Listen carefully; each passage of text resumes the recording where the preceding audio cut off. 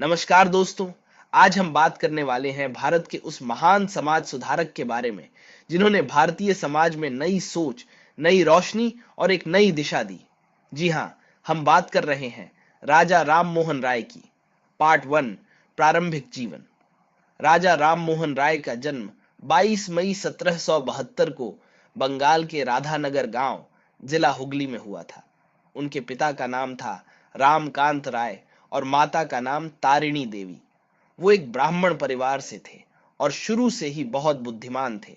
उन्होंने संस्कृत, फारसी, अरबी, अंग्रेजी और बंगाली जैसी कई भाषाओं में शिक्षा प्राप्त की थी। पार्ट 2, समाज सुधार की शुरुआत।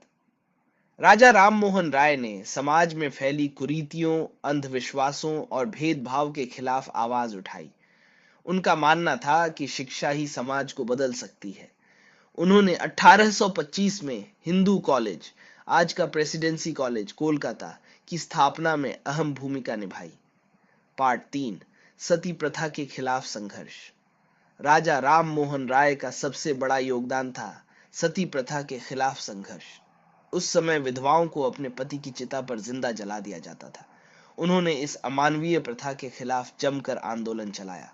आखिरकार ब्रिटिश गवर्नर विलियम बेंटिक ने 1829 में सती प्रथा पर प्रतिबंध लगा दिया और इसका श्रेय राजा राम मोहन राय को ही जाता है।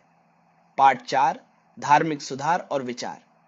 राजा राम मोहन राय ने ब्रह्म समाज की स्थापना की, जिसका उद्देश्य था एक ईश्वर में विश्वास करना और सभी धर्मों को समान रूप से देखना। उन्होंने मूर्ति पूजा, जातिवाद और धार्मिक पाखंड का विरोध किया। उनकी सोच थी कि इंसानियत ही सबसे बड़ा धर्म है।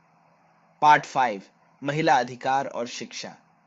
राजा राम मोहन राय ने महिलाओं की शिक्षा और अधिकारों के लिए भी काम किया।